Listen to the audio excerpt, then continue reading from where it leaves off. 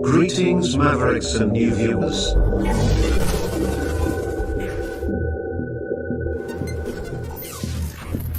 Tonight, direct and live from the Maverick News Network World Studios.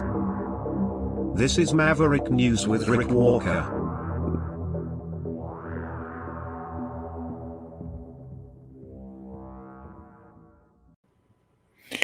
Welcome back, everyone, to the Maverick News Channel. Great to have everybody here.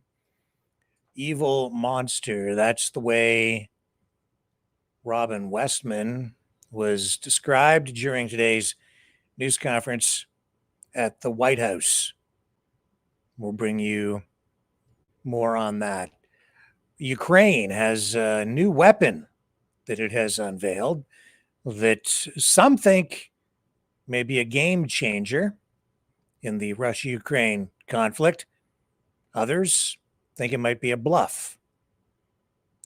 And we have a lot of other news to share with you tonight as well, so let's not delay things any further. Let's get this out of the way and come back on the other side and get right to it.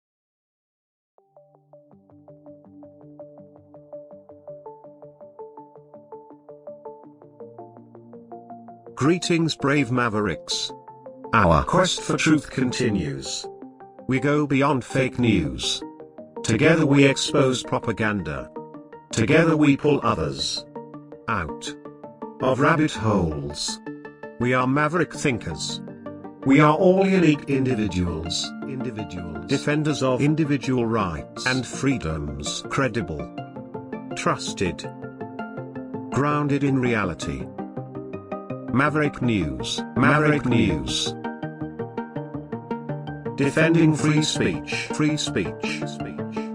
Donate at freedomreporters.com. Do it now. Tomorrow may be too late. Maverick News. The world is watching.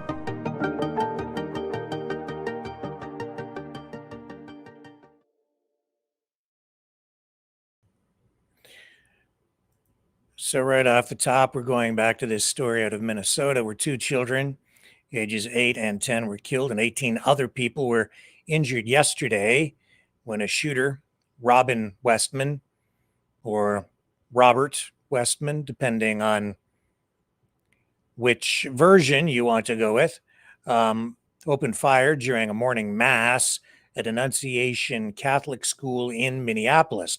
15 children, ages 6 to 15, and 3 adult parishioners were wounded.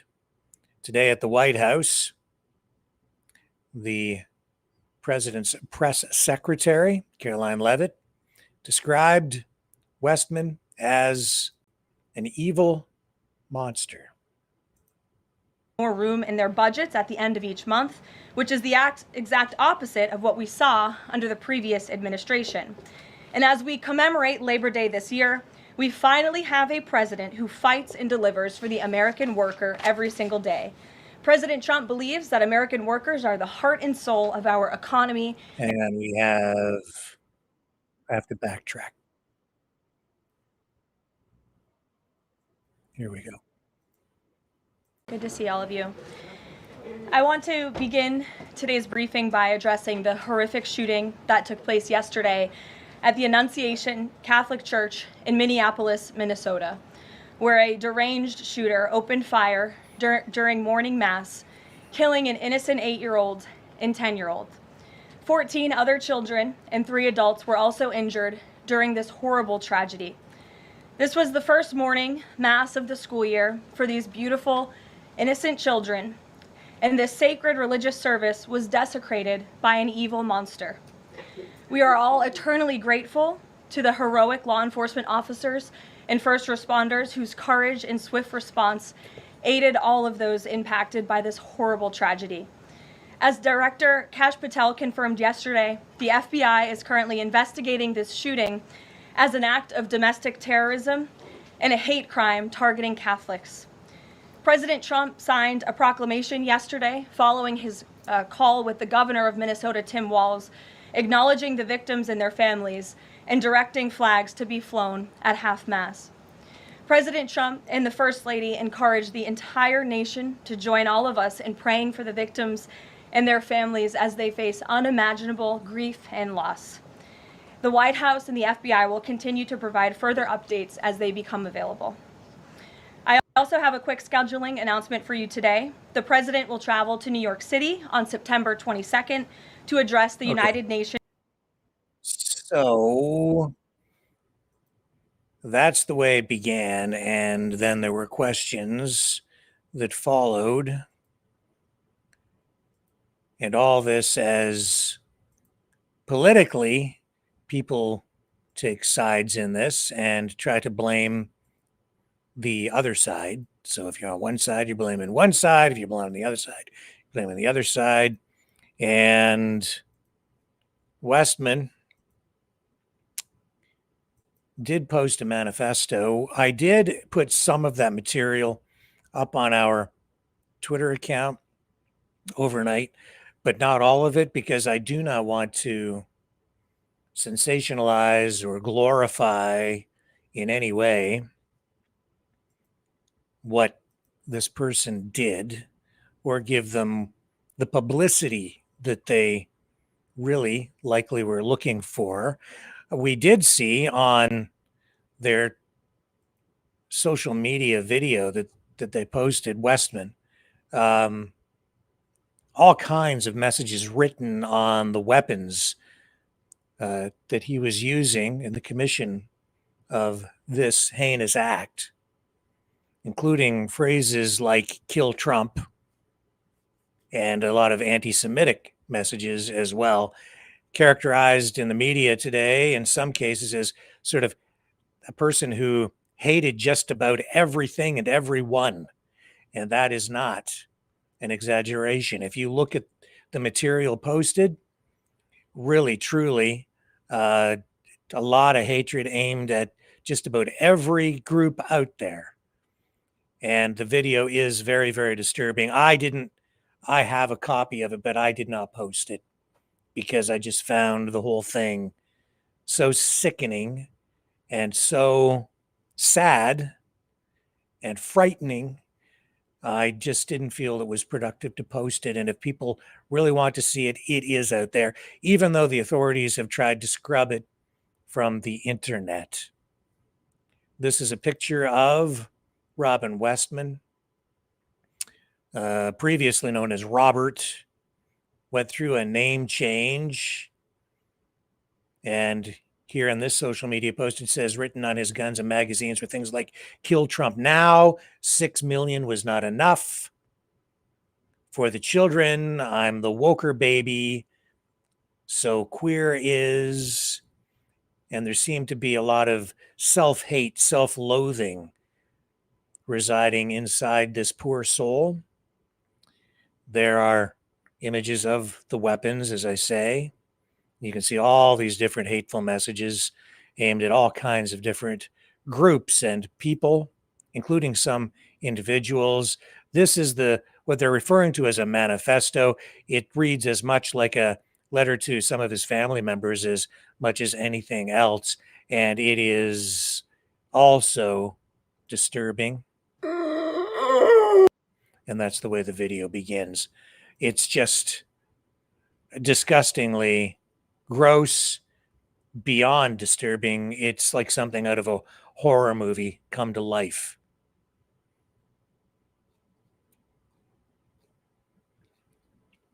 That's a picture of his mother. And then we're also seeing a lot of people trying to dig into this and, find some political affiliation here or an affiliation to a group. Suggestions that there was a Black Lives Matter sign posted outside of his house, that his father may have been employed by a company with ties to the CIA. So all of these things are flowing around out there, but I caution everyone to take all of it with, a grain of salt, because we are into the early days of all of this. And right now, I would say, as always, especially at this juncture, truth is elusive, and lies may be circulating in full force. So I'm reserving judgment on many aspects of this. The one thing that is clear is that this is a tragedy. There's no question about that, and there are a lot of things that have clearly gone wrong in this person's life to get them to this point, which is where they took their own life at the scene of the crime. And clearly from the messages written on those weapons, just full of anger and full of hate and self-loathing. I'm going to take a break. I quite honestly, it was so disturbing to me after last night's broadcast that I just had to try to just shut everything out for a while, because we've seen too much of this. And as much as people are trying to, connect political dots here, what I personally see, because I've been acquiring and archiving a lot of material from a lot of the high profile shooters from schools and political shootings over the last couple of years. I have a lot of the material on file that I've skimmed off social media with each of these incidents, whether it's the attacks on Trump or even the attempts to get close to RFK Jr. There are absolute similarities in the way these manifestos are written, the things they are angry about, the groups that they direct their anger toward. There is absolutely a common thread that runs through all of it. I find it interesting, and that I find deeply disturbing.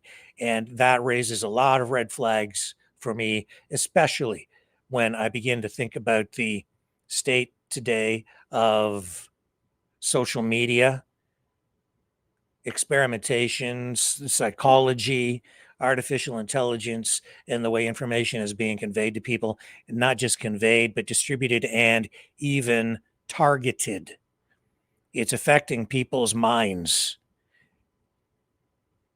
And that's again why I caution everyone tonight to just be careful, because when I come back, I'm going to just show you again the impact that the social media ecosystem is having on everyone, especially in the wake of something like this, because you know what they say, never let a good crisis go to waste. I'll be right back on the other side.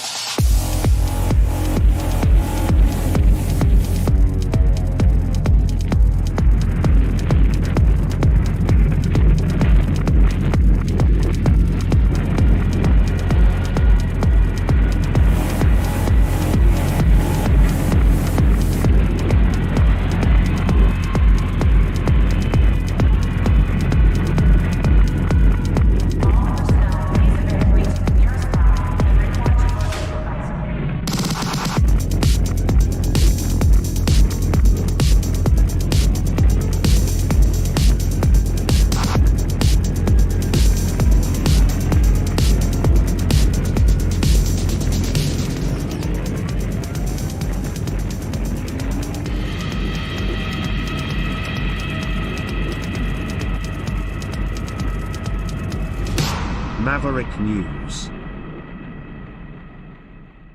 The world is watching. So Marshall McLuhan, if you know who he is, he's someone I refer to. He's a media icon. He's the guy who came up with the phrase, "The medium is the message." I'm sure you've heard it.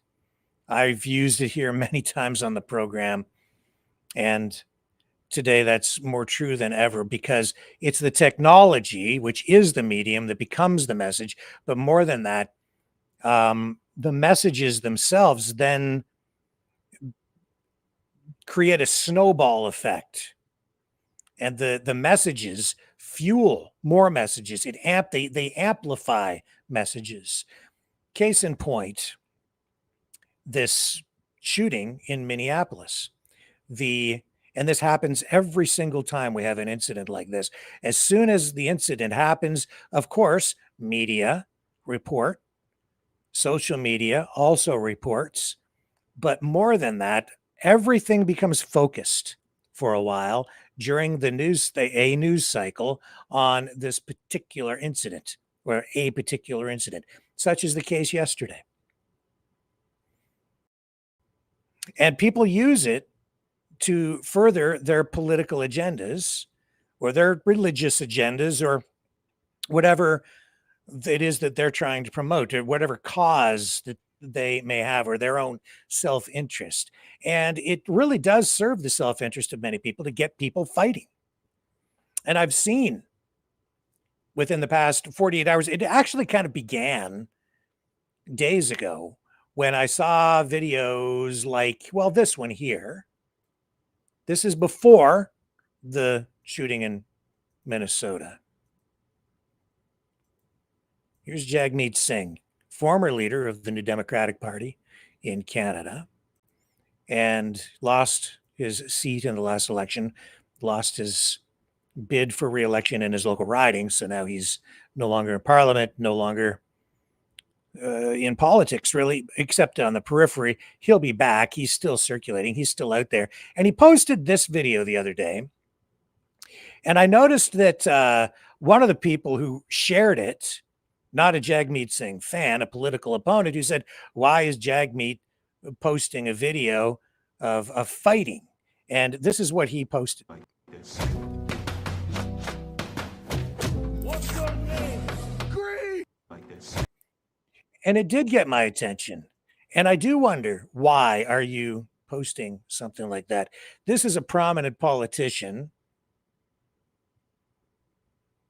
And videos like that get people jacked up. I've seen other people also talking about knocking people's blocks off, fighting, the home invasion story in Lindsay, Ontario, where we see actually in court documents that the person who broke into the home, the court documents indicate the guy was armed with a crossbow.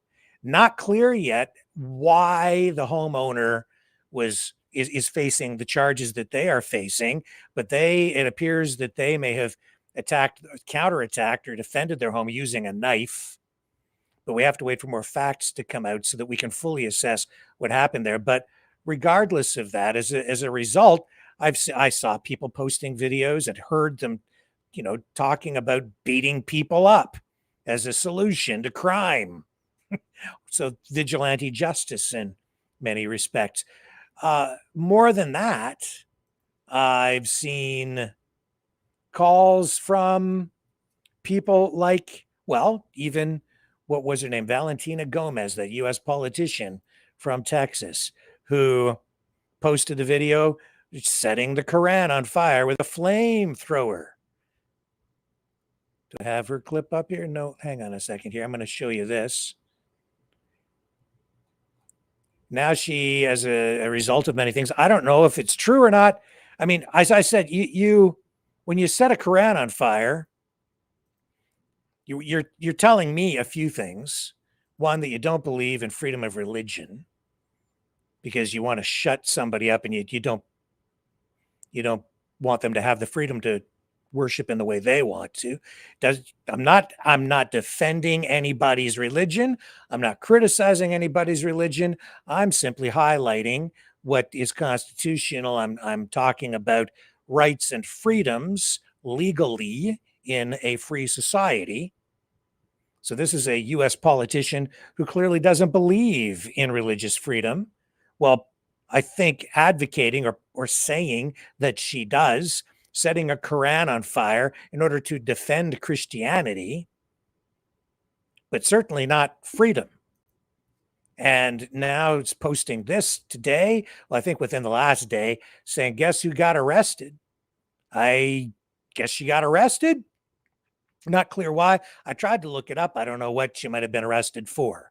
And she's also coming under fire because she's being accused of taking money now from AIPAC because she's come out so hard against Hamas, and they're comparing these posts before and after.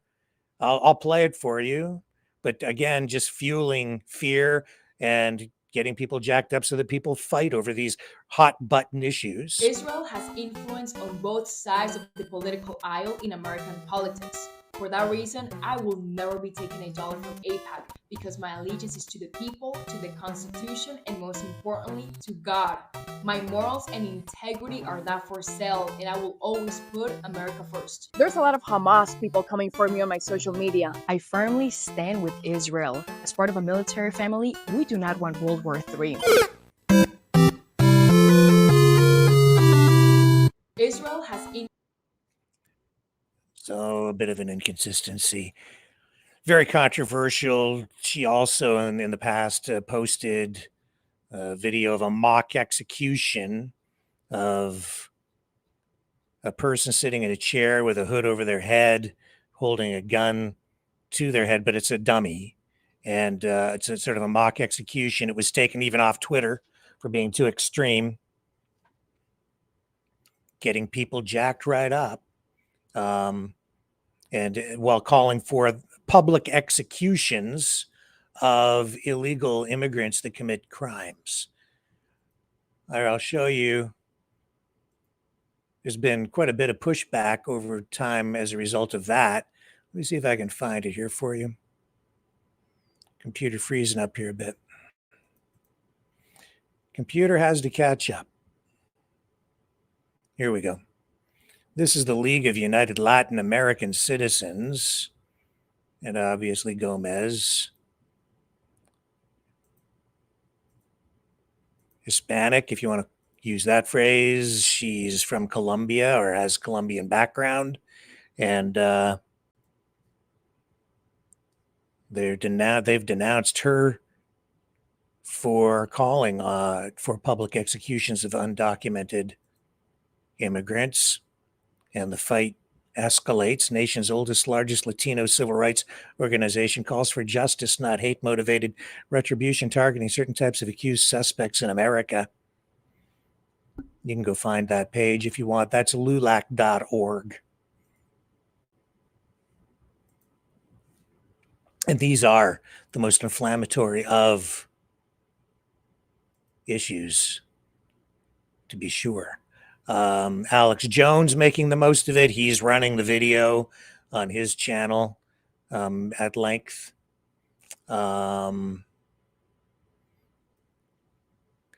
while all that is going on, see, you've got the immigration thing, and everybody's fighting about that. You have calls for public executions. You've got people hating Christians, and you have some people hating Christians. You have Christians hating Muslims. You have a prominent, although not a winning, U.S. politician calling for public executions of undocumented immigrants. You have her setting a Quran on fire. No wonder people are in such a bad mood. What else do we have? We've got now the shooting. And when I look at what's circulating on social media on a day-to-day basis, it's enough to drive even sane people insane. It's enough to drive me to drinking if you don't stop driving that hot rod Lincoln.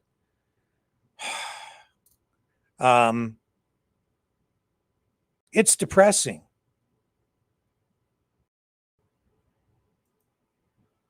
And they love to have you fight. I've seen other politicians latching on to now the whole drug cartel thing, and not to mention the school shooting. And now, as a result of that, we see this is being shared by some politicians, even in Canada.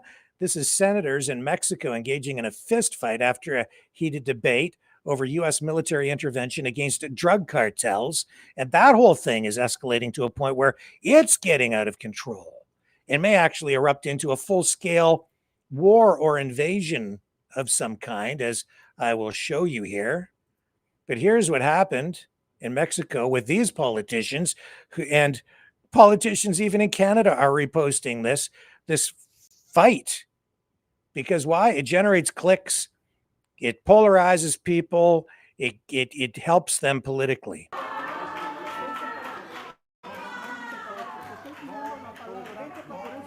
Fight, fight, fight, fight, fight, fight. Everybody's fighting.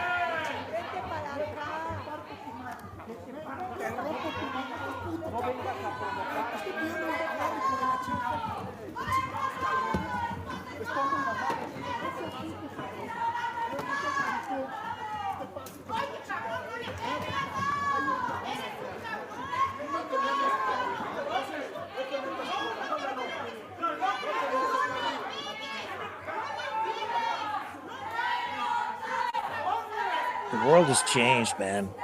You know, and everything really turned when the pandemic hit.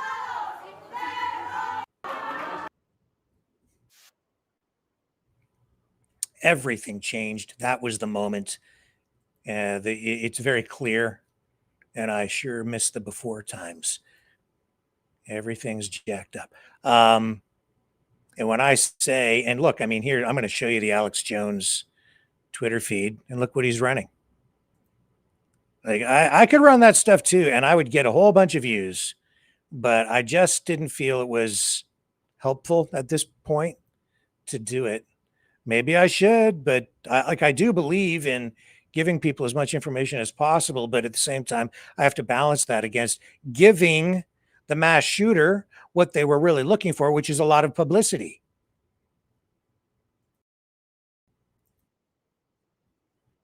Here. Like Gollum about his precious.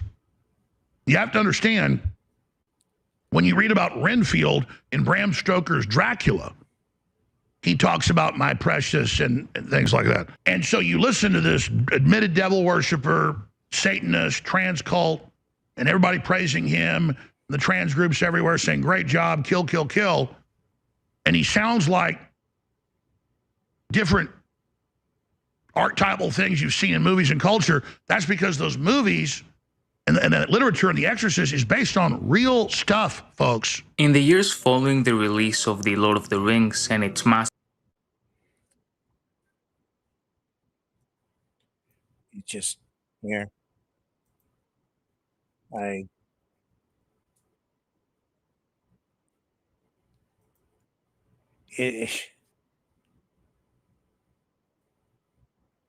I just do a little bit of a oh my God. I just,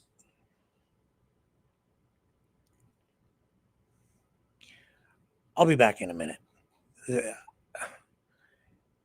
It's just off the charts. You know, someone very profoundly once said many years ago that if fascism ever comes to America, it'll come in the name of liberalism.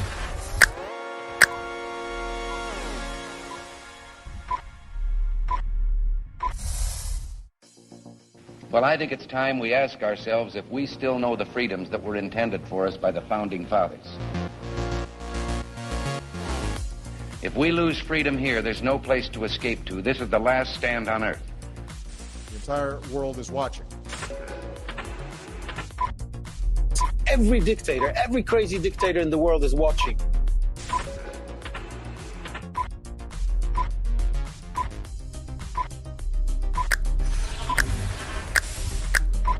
The world is watching.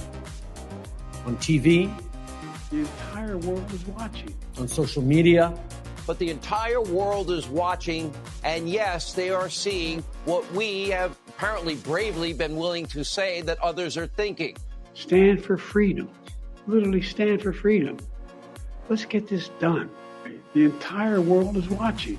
We're at war with the most dangerous enemy that has ever faced mankind in his long climb from the swamp to the stars. Maverick News. Maverick News. Maverick News. Let me have more control of my own destiny. The world is watching.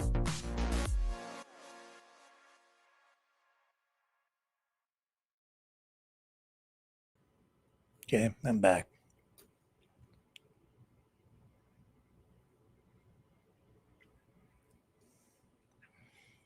In Quebec, you know, they're grappling. Well, here, let's see if I can find the latest on this. In Quebec, they are trying to ban public prayer.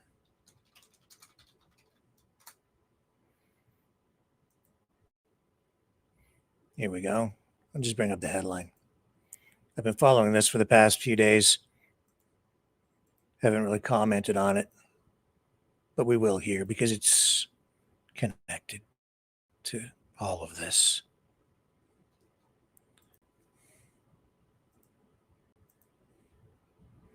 Here we go. Quebec government to table legislation to ban prayer in public places.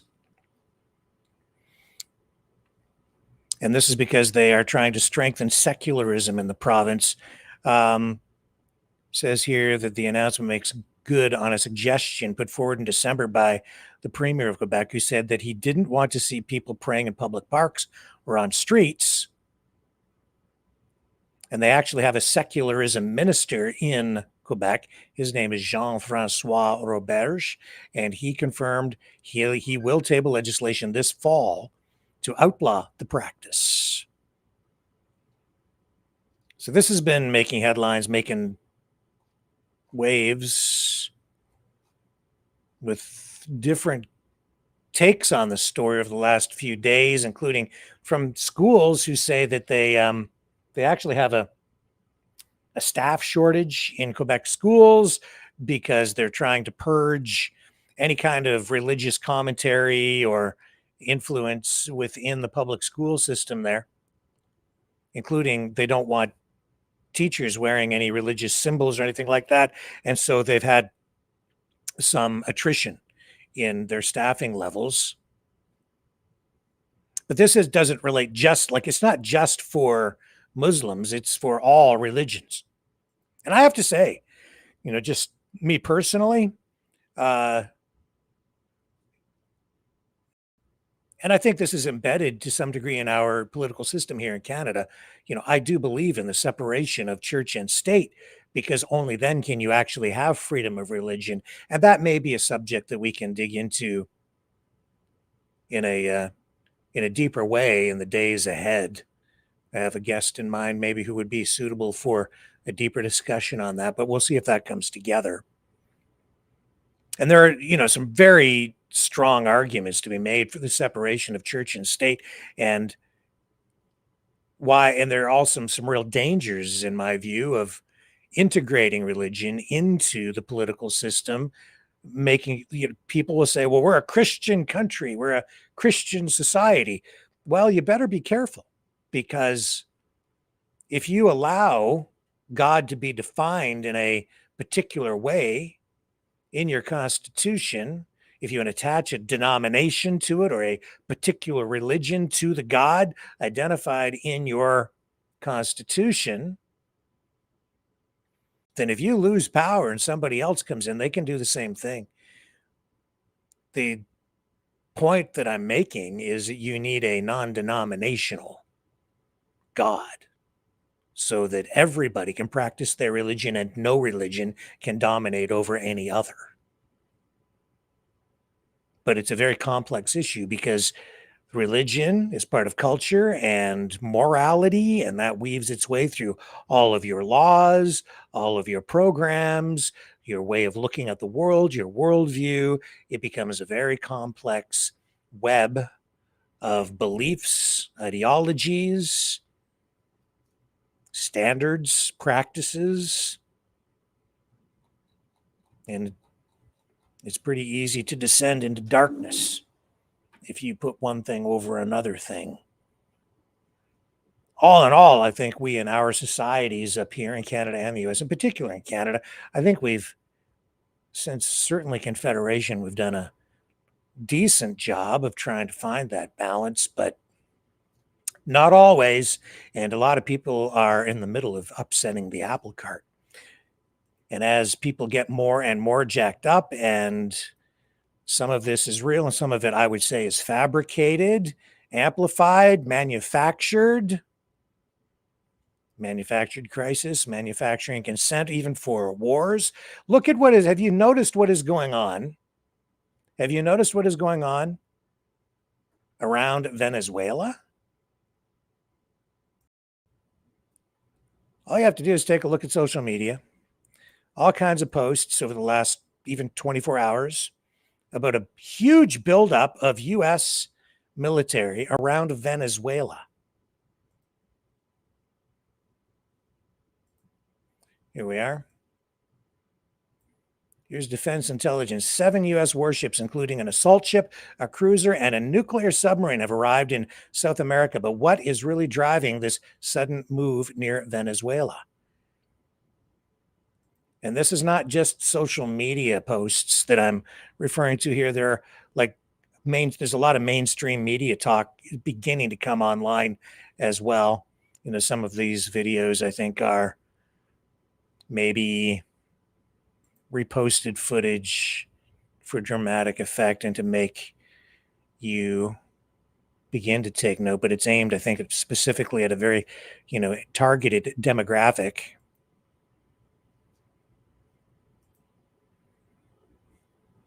I have to tell you, this I find concerning.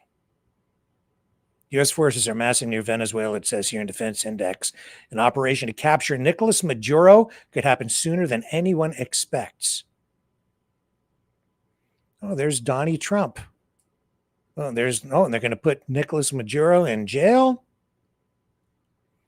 True ambitions focus securing Venezuela's. The U.S. has just deployed warships, submarines, and military forces to Venezuela's coast and is fully prepared to launch an attack because the U.S. claims Venezuela has become a state-sponsored hub for drug cartels smuggling drugs to the U.S. and the world. The U.S. has now explicitly declared its plans for a military operation and has offered a $50 million reward for the arrest of President Nicolas Maduro. It is important to note that Venezuela sits on the world's largest oil reserves, yet its economy has collapsed under harsh international sanctions. Venezuela's oil exports face severe restrictions, with the majority of its trade now limited to partners like China, India, and select Latin American countries. Any country engaging in this trade also risks facing heavy U.S. sanctions. In response to this U.S. move, Venezuela has been placed on high alert. Meanwhile, some reports suggest Russia may be secretly deploying forces to Venezuela, given Venezuela's close ties with both Russia and China. What's really behind this sudden military buildup? First, is the United States genuinely acting only to combat drug trafficking? Second, is the real goal to pressure the arrest and removal of President Nicolas Maduro? Or third, and perhaps most importantly, are America's true ambitions focused on securing Venezuela's massive oil reserves, the largest in the world?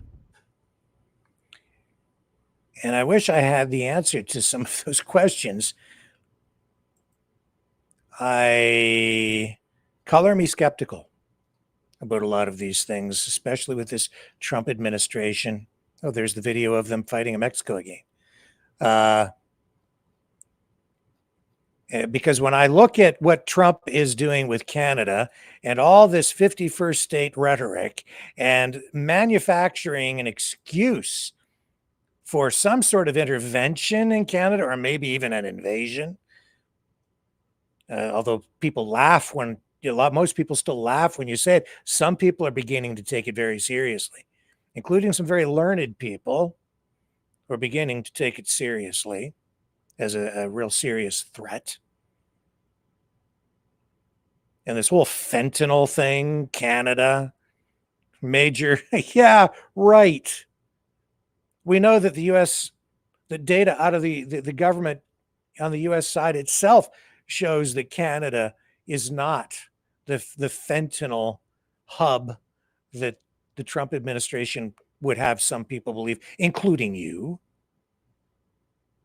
to justify whatever it is that seems to be coming from the U.S. side. And when I'm looking down there now at Venezuela, I know that Trump doesn't like what has been going on down there in Venezuela, because why? He's a socialist, and some would say communist, and some would say dictator. But is he? And what right does the United States have to invade a sovereign nation, Venezuela? What really was the justification for this, to take it to this level? When I see what they've done to manufacture this BS about the fentanyl crisis coming from Canada, it's the other way around, by the way. It's flowing from the U.S. up into Canada and then out into other countries. And it's also coming in, obviously, from China. But the drugs are flowing more from the US up into Canada than the other way around. So when I see this happening down in Venezuela, my radar is up. It's raising red flags for me. And because we're so far removed, who knows?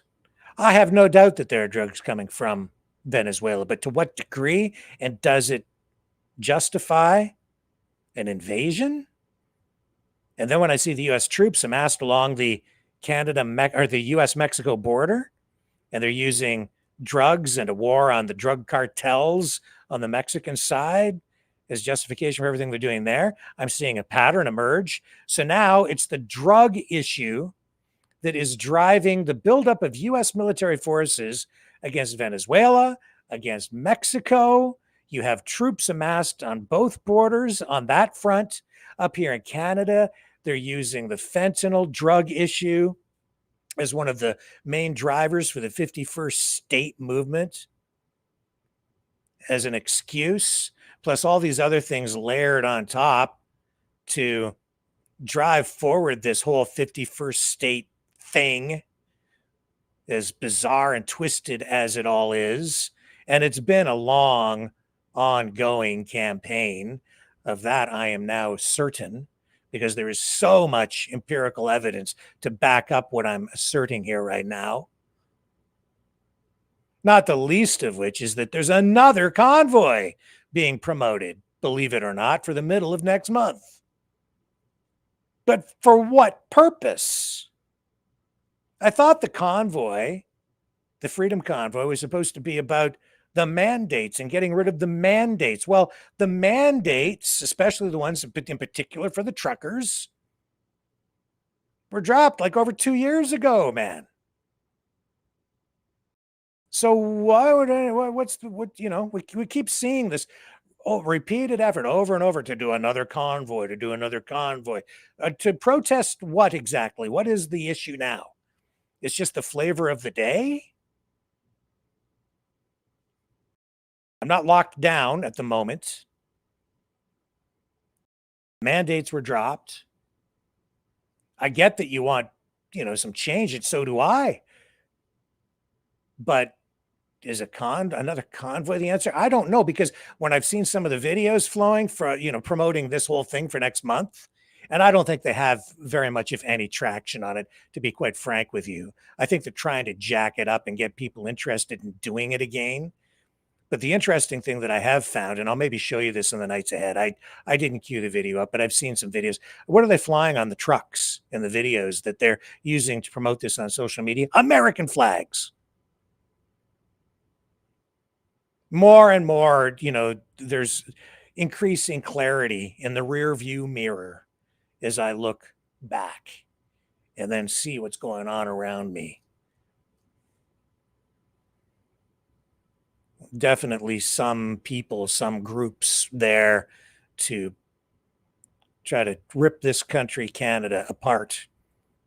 And I think that we're just one of the targets for this crazy Trump administration, this insane president who seems determined to reshape the world globally. You talk about globalism?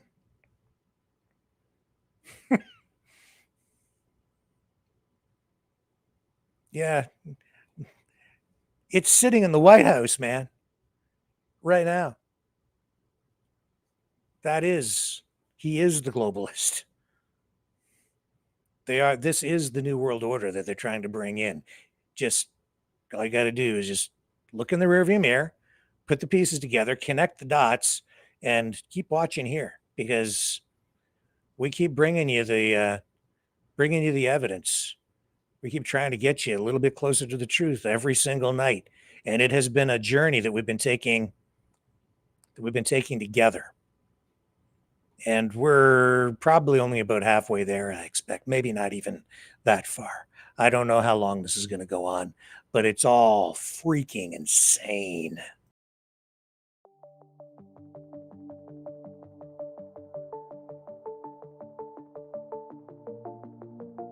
Greetings, brave Mavericks. Our quest for truth continues. We go beyond fake news. Together we expose propaganda. Together we pull others out of rabbit holes. We are maverick thinkers. We are all unique individuals, defenders of individual rights and freedoms, credible, trusted, grounded in reality. Maverick News, Maverick News. Defending free speech, free speech. Donate at freedomreporters.com. Do it now. Tomorrow may be too late.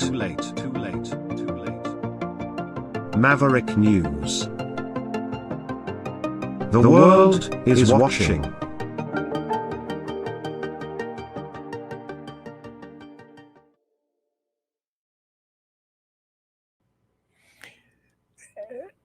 The Russia-Ukraine war.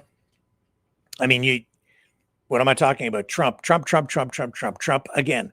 All this performance art, the political performance art that we've seen over the last couple of weeks, the Alaska summit, the meeting between all the European leaders with Zelensky and Trump in the White House. And where do we sit tonight? Pretty much exactly where we sat before all of that, any of that took place. No closer to peace in Ukraine. Russia's not stopping. They've increased the attacks against Ukraine.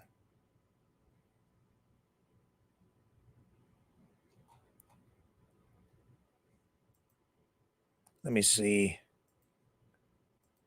They also have a new weapon in Ukraine that I'm going to show you because they're not giving up either. Here we go. Here's, here, I'll just show you. There's some images here to go with this. Kyiv hit overnight by more drones. I believe it was 15. I've heard conflicting numbers, but about 15 people killed, including at least one child overnight. How many people killed in Minnesota? Everybody's up in arms over 2 children killed there. You know, I have to wonder sometimes, like, what the hell is the difference between a mass shooter and some maniac that launches drones into residential areas that kills 15 people, including a couple of children? Death is death. Make it make sense for me. Kyiv hit by massive Russian missile drone attack. Officials say, 22 killed now. Russia launched 598 drones and launched 31 missiles overnight. Kyiv and other parts of Ukraine came under a major combined missile and drone attack overnight into Thursday, Ukrainian officials said. Kyiv is under massive attack, said officials in Ukraine. At least 63 people were injured across the city, including 11 children. Ukraine's Air Force and Russia launched Ukraine's Air Force said Russia launched 598 drones and 31 missiles into the country overnight.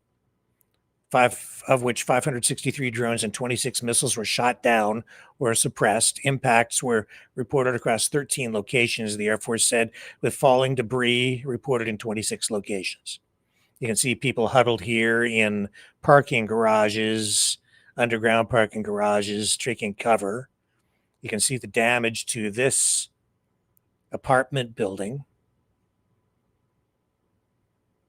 and to that car, obviously. Emergency officials out in front, firefighters. A massive amount of damage to that dwelling. More buildings damaged. Like, these are not military targets. So again, make it make sense for me. How is any of that justified? It's just right there in front. You can see it. Attacks on civilians. That's out of ABC. Russia's defense ministry, meanwhile, said its forces shot down 102 Ukrainian drones overnight. Ukraine has largely been targeting oil refineries. As a result, I know that Russian oil output is down somewhere between 17 and 20% because Ukraine is not giving up. Regardless of what has happened with these peace talks, regardless of the shift in the change in power, the handing of the torch of power from Biden to Trump, and everything that's happened in that regard, and the change in policy, which is pretty obvious. The Ukrainians are not giving up, and now they have a new weapon, the Flamingo missile. Here, I'll show you, first of all, see if we can get a good photo of it. Here's one here. A lot of defense and military publications on top of this tonight. It's been unveiled by Ukraine. This is a weapon that has a range of 1,800 miles, or about 3,000 kilometers. For Ukraine, some say this will be a game changer. And it shows that Ukraine is really taking its own sovereignty, its own defense into its own hands. Ukraine begins mass production of 3,000 kilometer range Flamingo cruise missile. New long-range platform boosts strategic strike capabilities and domestic defense manufacturing scale. So what this does is it really puts most of Russia, European Russia, within striking range of Ukraine. And because they are producing these, they've developed these and they're producing them in Ukraine, it will no longer be necessary to check with the US or the UK or any of the other countries that have been supplying weapons to see if it's okay, or if they get approval to launch attacks at specific targets within Russia. So this will be a useful weapon to again continue the assaults on Russian oil infrastructure, further hobbling the Russian economy, which is seeing clear signs of stress. We've seen lineups at gas stations, reports from Russian media itself about gas rationing in some areas of Russia and in Crimea as a result of these attacks. More analysis from, I think, some pretty credible pundits out there saying that it's becoming increasingly difficult for Russia to continue the war because of the impact that it's having on the Russian economy, where we're seeing interest rates now in some cases as high as 21%. So that certainly is a wrinkle in the ointment. I think we have some video here too to show you of these missiles.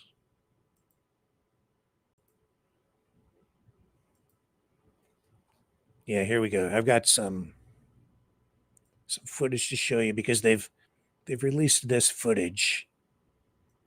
These are ground-based missiles.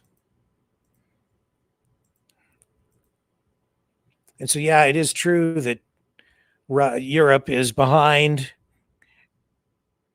and they don't have the weapons that probably are needed to robustly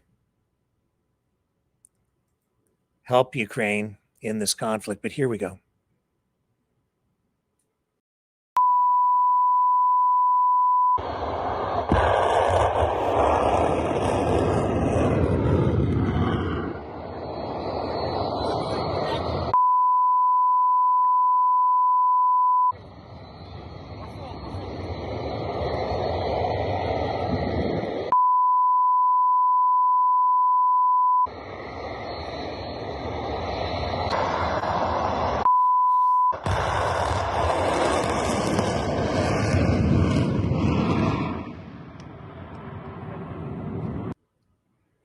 Okay, let's get you another angle on this. Here's a second video.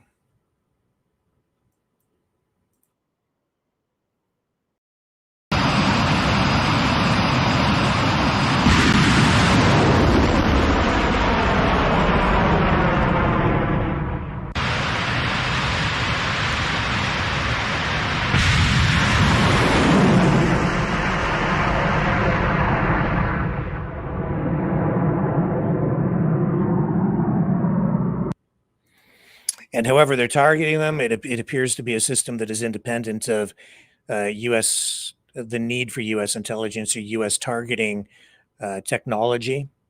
So this frees Ukraine to fire these missiles. Now, I don't know how many they've produced. They say they're going into production. They probably have already gone into production at this point. Otherwise, they likely wouldn't be releasing this information at all. But I am seeing on the Russian side social media posts saying that a lot of this is just a bunch of propaganda, that it's an exaggeration, that Ukraine probably doesn't have anywhere near the capabilities that they are claiming they have as a result of this. So it's, again, an information war out there. Whatever the truth is, time will tell. We'll see if these missiles are used en masse at all. And the war politically continues within the United States itself as the Trump administration continues to purge government departments, agencies of political opponents. We're seeing here that the CDC experienced a walkout of staff at their Atlanta headquarters. They say they are protesting the damage caused by RFK Jr., who some inside the CDC are labeling a, you guessed it, conspiracy theorist.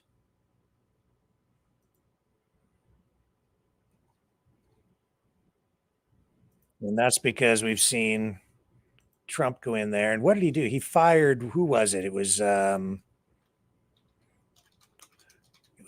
CDC. Got him. I'm going to make sure I get the right name and position.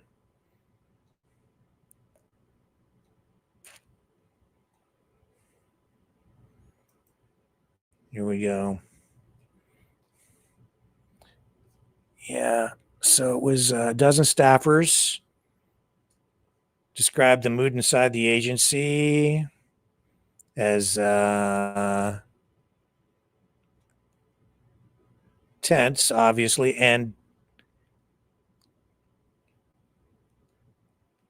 they say that they are questioning how much longer they should remain in their roles amid fears that the agency is, in the words of one staffer, changing from a trusted scientific organization to a personal dictatorship run by Health and Human Services Secretary Robert F. Kennedy Jr. Quote, how are we supposed to function as an agency if everything has to run through a man who doesn't believe in basic scientific principles? This is something that was said by a CDC staffer to ABC. And I'll show you the video of the walkout here.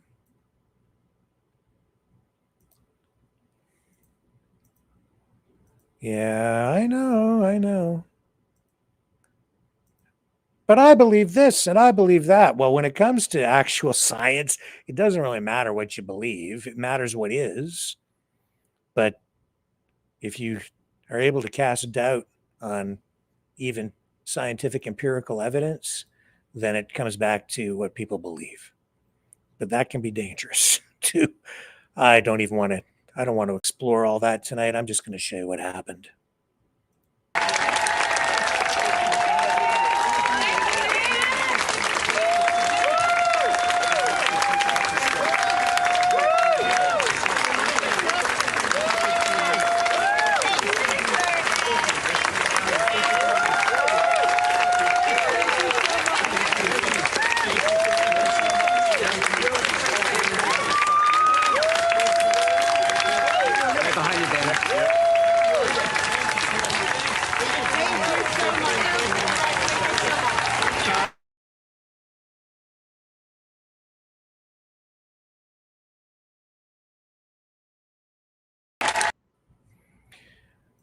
Yeah.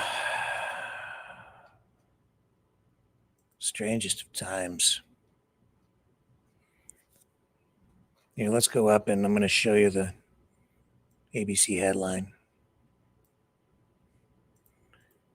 Every major media outlet reporting on this. This is just one of them.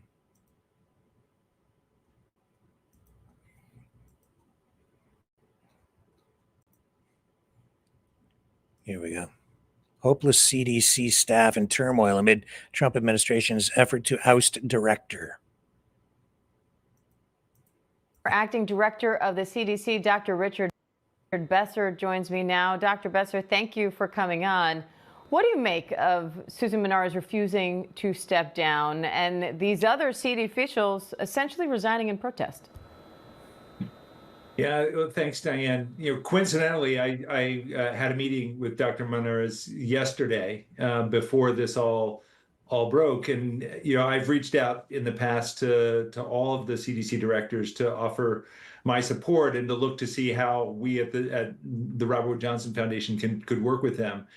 And one of the things that I always want to know is whether the director has a line in the sand that they won't cross. And what she said to me is that there were two lines. One is that she would never do anything that was illegal, and the other was that she would never do anything that flew in the face of science. And she was being asked to do both of those things. One, in firing her leadership team, who are incredibly talented public servants.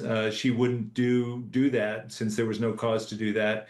And she refused to do blanket endorsements for ACIP or immunization recommendations that were not based in science. The loss of her as a director gives me great concern. She is a very principled scientist, a public servant, and having someone like that in that role gave me some hope that there could be pushback against some of the moves that Secretary Kennedy has been undertaken.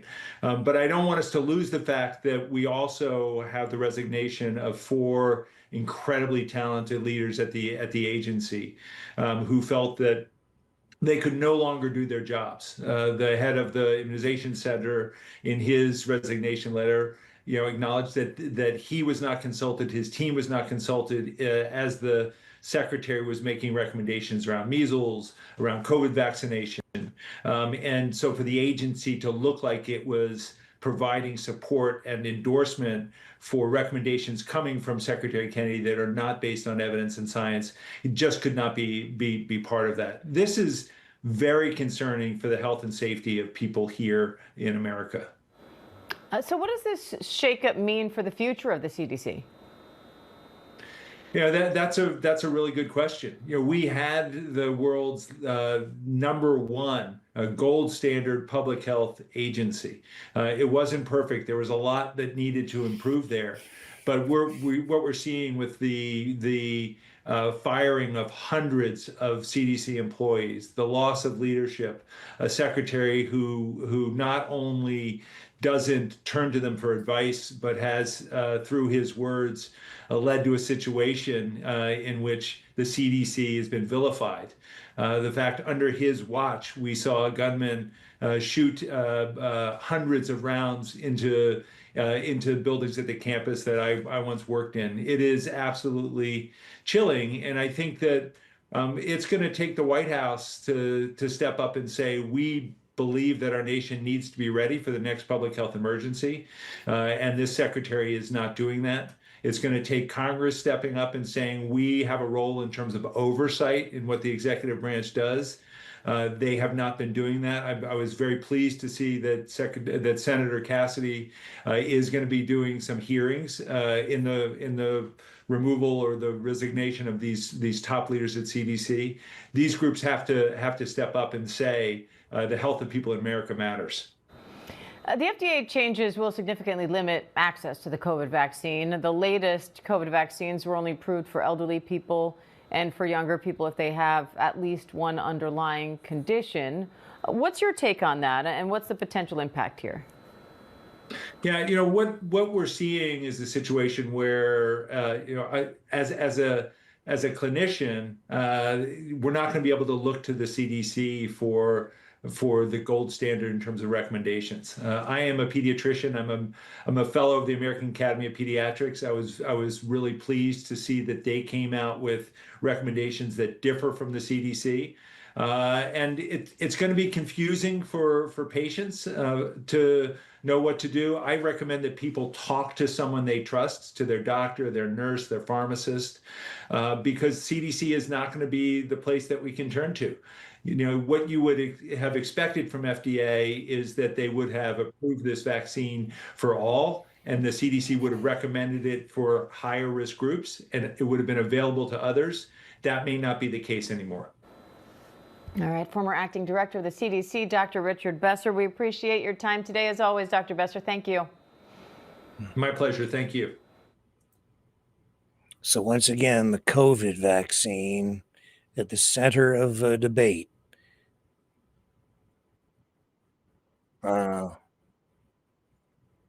I'll be back.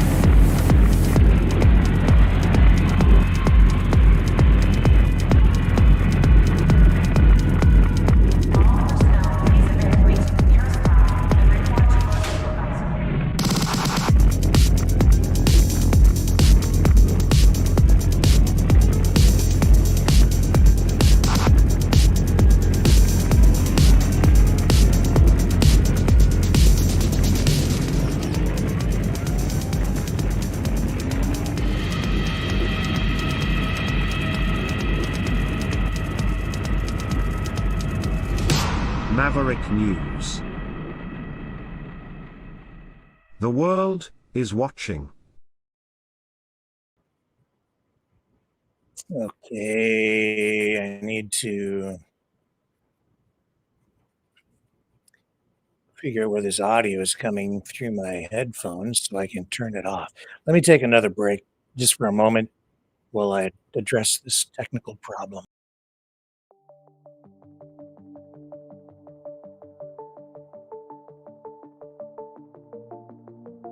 Greetings, brave Mavericks. Our quest for truth continues. We go beyond fake news. Together we expose propaganda. Together we pull others out of rabbit holes. We are maverick thinkers. We are all unique individuals, defenders of individual rights and freedoms, credible, trusted, grounded in reality. Maverick News, Maverick News. Defending free speech, free speech. Donate at freedomreporters.com. Do it now. Tomorrow may be too late. Maverick News. The world is watching.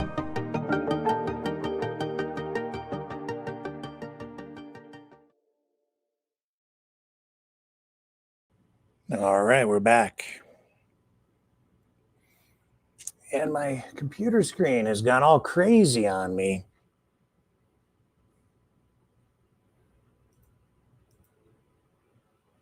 Try and get things back here so that I can click on stuff properly. Hang on.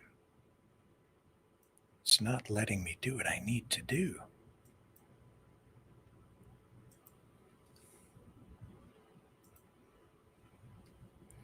My apologies. I've backed myself into a technical corner here with my repeated clicking on click things.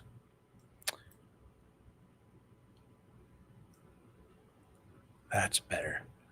Now we got it. There we go. Now I have control again. Believe it or not.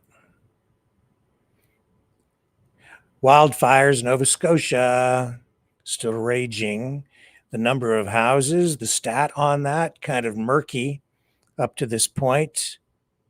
We are about to get some level of clarification on that issue from Nova Scotia's Emergency Management Minister, Kim Masland.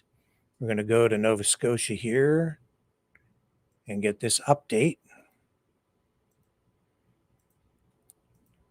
and maybe some clarification on how many homes have been lost to the flames.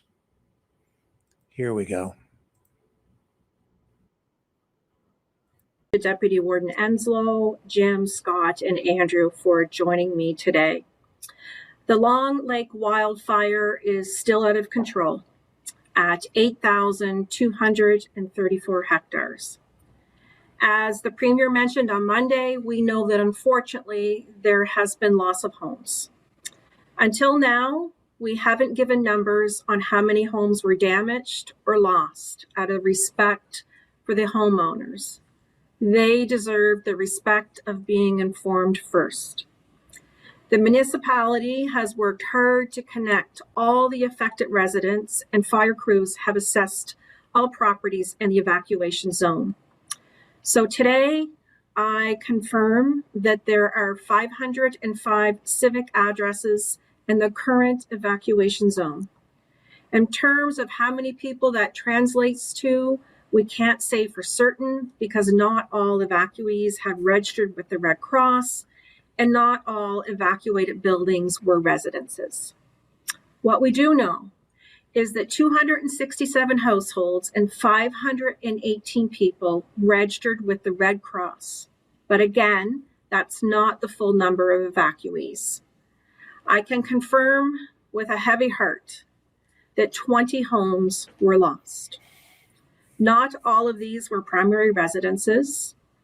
There were also 11 lost or damaged buildings like garages and sheds that were not on the properties of the 20 lost homes. There were 88 homes in the evacuation area that had sprinkler systems in place. Of those 88 homes, only 3 with sprinklers were lost because of reasons like topography or vegetation. Assessment of damage will continue for other homes, outbuildings, campers, trailers, as it is safe to do so. I want to speak directly to all of those who have lost a home in this wildfire. My heart breaks for what you're going through. I can't even imagine the stress this devastation has put on you and your family. The heartbreak of seeing the place you filled with memories and comfort and safety being destroyed so suddenly is not something that I can wrap my mind around. Please know that we are here for you to help you recover. And for those of you who have been evacuated from your home, our goal is to get you back home as soon as it's safe. I know that being displaced from your home is not an easy thing, but we need to ensure that you can go back safely. While working hard to get you back, we have to remember that this is still an active wildfire, so it's not safe yet. On Tuesday, my department announced financial support for evacuees of the wildfire. Information on how to apply for this support will be available on the Department of Emergency website later this afternoon, and it's also available through your municipality if you choose to apply in person. I encourage everyone who is eligible for funding to claim it. And just today, my department also launched a tool to give Nova Scotians more access to critical alerts through a Nova Scotia Alert app. This free alert system works with mobile phones using older 3G networks on Wi-Fi, meaning that it can provide emergency alerts in many areas of the province with low cellular coverage. The current National Alert Ready system requires LTE or 5G networks, which we know are not available in many parts of rural Nova Scotia. More information on the app can be found on the emergency management website. So many people from organizations across Nova Scotia and other provinces have been fighting this fight in lockstep. Annapolis County staff, our DNR firefighters, our local firefighters and crew from Ontario, our own helicopter water bomber fleet, aircraft from Manitoba, Saskatchewan, Northwest Territories, Quebec, and PEI. The Nova Scotia Guard and all of our partners, the Red Cross, Salvation Army, and our federal partners at 14 Greenwood. The list goes on. I thank you from the bottom of my heart for all you're doing to keep Nova Scotians safe. The only other thing I'd like to add is that for anyone who would like to help in the wildfire effort, you can contact the Salvation Army with donations to support evacuees of the Long Lake wildfires, or contact the Nova Scotia Guard to offer your skills for future emergencies. Thank you. Okay. Now,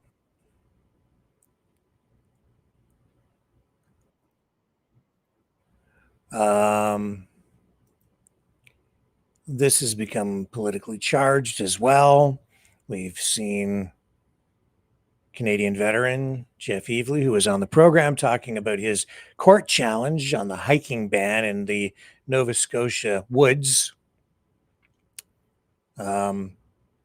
His efforts are being amplified online. Certainly an interesting legal case, as we pointed out here. But now we're seeing, as I've said, the medium is the message. I don't know if people understand what I mean when I say that. The medium is the message. It's if you're working in television or even online, you want stories that lend themselves well to video. So you're more inclined to give coverage to something that is interesting and captivating visually. So you have video to go with your story, to help tell your story. Things that are visual lend themselves better to a visual medium. Therefore, the medium of video is the message, because you're choosing what kind of content to put out there. But after a story gets legs, after it begins, it will become amplified. It feeds on itself. You get into something of an information feedback loop. And the more that you see influencers online jump on the bandwagon or the snowball and ride that snowball down a hill, the bigger it gets. The Jeff Evely wildfire hiking ban story is a snowball, and it is growing in size as it rolls down the hill. Case in point, James O'Keefe, who I think is at a point with his online media presence where he's continuing to try to find things to keep himself relevant online. And he has now jumped on the snowball, went up to Nova Scotia, an American, to take a hike in the woods. I don't know how much traction it's getting. Of course, he does have a large online following, so many people have seen this, but I have to ask myself, how much of a stunt is this in itself, or how much of it is legitimate journalism? This is James O'Keefe with OMG, and this is walking into the Canada woods on purpose for a $25,000 fine. There it is right there. Stay out of the woods. $25,000 fine. Oh, there's a DSLR worker. There's a worker right there. What happens if we go in there? $3,000 fine. We don't have anything to start a fire, though. Doesn't matter. You want to break the law? Canada. Let's see what happens. There's also a bunch of Karens walking along the boardwalk. A lot of snitches. Snitches get stitches. I saw these two gentlemen. They're gone in the woods. They have backpacks. Okay, I'll send the officers over here shortly. Thanks for calling. All right. How did he get that audio from police? I have to wonder about that. Was that staged? Did they have someone call police and record the call? I don't know, because normally a call like that from Cape Breton police, I'm inclined to maybe phone them and ask them if they actually released that audio. I wonder how this raises a flag for me. Thank you. Cape Breton Regional Police, it's a wrap. So we've arrived in Nova Scotia, Canada, and we're driving down the highway, and it says stay out of the woods, and then it says it's a burn ban, $25,000 fine if you go into the woods. We are going into the woods. So the man, Jeff, actually did this, and I thought about doing this, but then I saw Jeff's story, and I figured, hey, I should do that.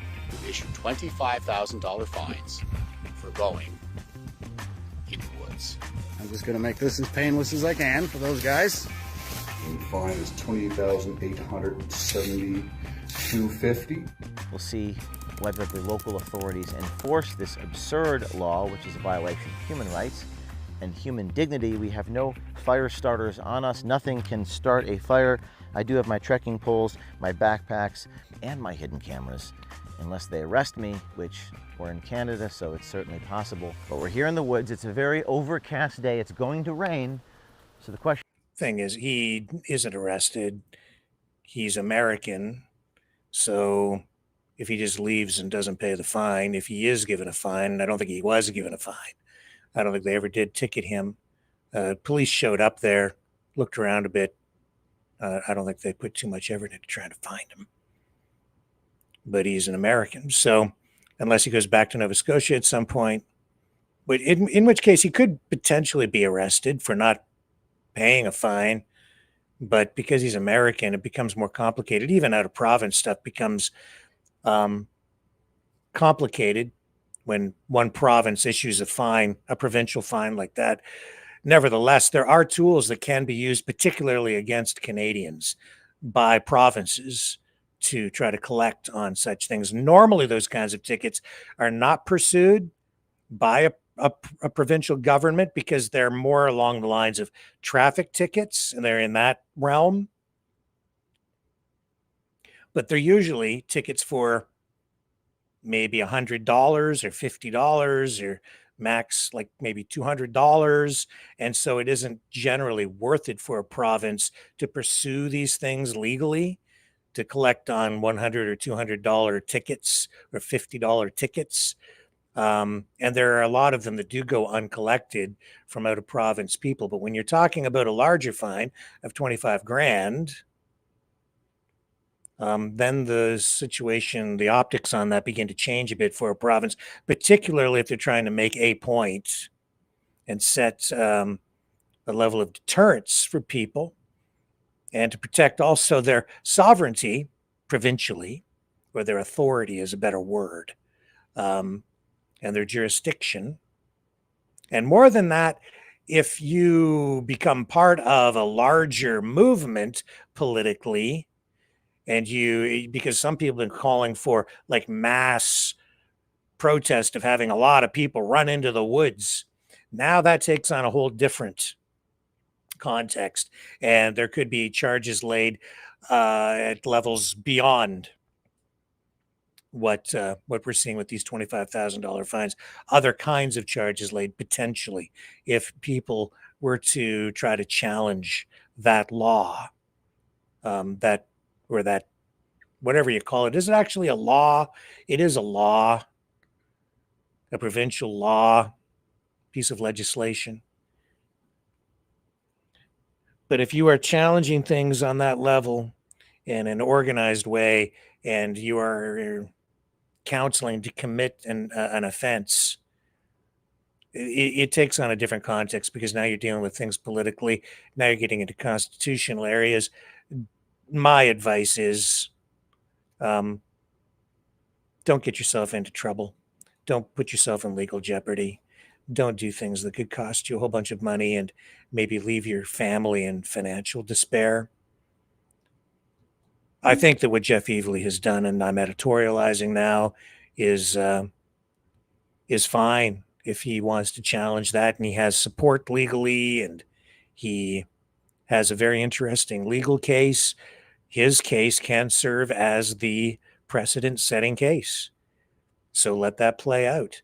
In my view, it doesn't require a bunch of shenanigans to go on, where a lot of people would be put in legal jeopardy, financial jeopardy.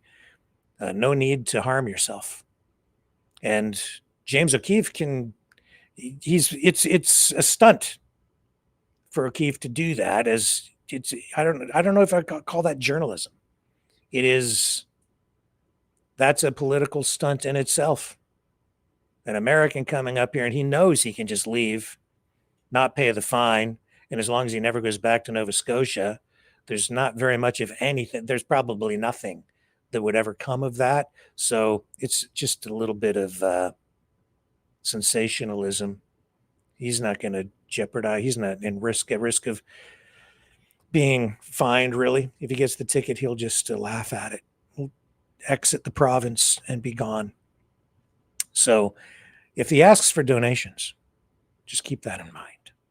That gets us near the bottom of the hour, folks. And with that, I've got a lot of other stuff going on here. I'm working on some other material to bring forward in other broadcasts in the nights ahead, some research, some video production that I've been working on for quite a long time, a couple of projects, not the least of which is the War of the Worlds production, which is coming along nicely. I've recorded some performances with some of you guys, and it's been fun. And if you are interested in participating in that, I will put the email address up on the screen right there. You can, well, I'll put this one up right there, maverickmultimedia@mail.com. Email me and we'll set up a time, and I'll provide a portion of the script which you can participate in, and we'll record, and I'll incorporate that into the production. And a couple of people still within the coming week to record their parts, and it's taking a little bit longer than I had anticipated, but that's okay, because all good things in time, and the best things are worth waiting for. And it's coming together pretty nicely, I think. And I'm having a lot of fun doing it with folks too. So I know there are a few more people that I have to email back to set up the times to do that. And if you'd like to participate, just email me, maverickmultimedia@mail.com, and we'll get it set up. We'll get you involved, and you'll be part of our iconic, our epic War of the Worlds production here on Maverick News. And with that, we have to pick a closing tune to leave you with here tonight. What shall we leave you with this evening? Let me pick. What would you like to hear out there? I'll go to the chat here for a moment. Any requests? Dragon says he's got my mind worked up too. That's true, Dragon, because one of the things that I am working on is some material to go with our conversation in the nights ahead, maybe even tomorrow night, on technocracy. So that will be an interesting conversation that will shed, I think, interesting light on the Trump administration in its current incarnation. So you're not going to want to miss that one. Maybe back here tomorrow night. Any requests for a song? Rock and roll, Rick, says Dragon. Norfa wants Cosmo. Okay, Cosmo. Yeah, he's been waiting for me. So you want Cosmo, Norfa? I'll get you a Cosmo. Where'd you go, my friend? My best friend, Cosmo. Free dog. See you guys tomorrow night, 7 p.m. Eastern. On the flip side.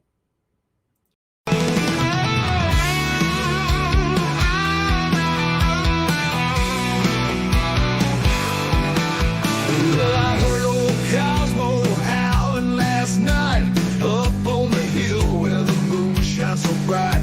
He was singing a tune, lonesome dogs cry about freedom, running and touching the sky. If I leave here tomorrow, would you still remember me? Cosmo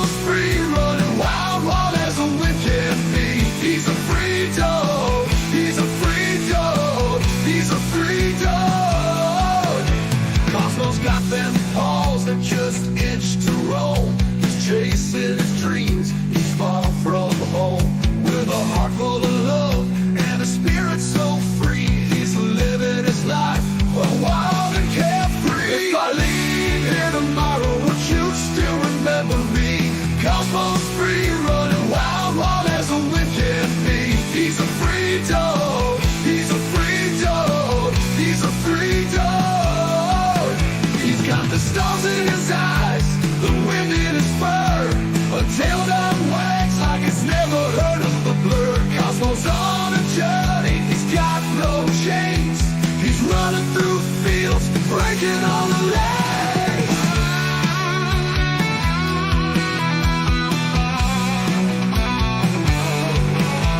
Yeah, the night's getting cold and the sky's turning gray. The cosmos still out there, he's miles away. He's not looking back, he's got his path to tread. With every step, he's leaving his bed. If I leave here tomorrow, would you still remember me? Cosmos free, running wild, wild as a wind can be. He's a free dog, he's a free dog, he's a free dog. So if you're feeling lost, just think of Cosmos Run. Remember his spirit, his freedom, his fun. And maybe one day, when you're feeling low, you'll find your own freedom and let your spirit go. If I leave here tomorrow, would you still remember me? Cosmos free, running wild, wild as a wind can be. He's a free dog, he's a free dog, he's a free dog.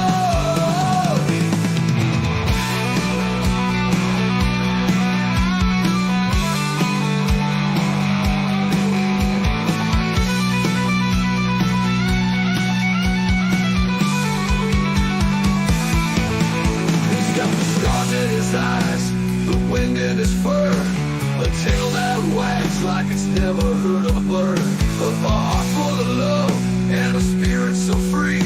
He's living his life wild and carefree. He's got the stars in his eyes, the wind in his fur, a tail that wags like it's never heard a bird. Cosmos on a journey, he's got no chains. He's running through the fields, breaking all the legs.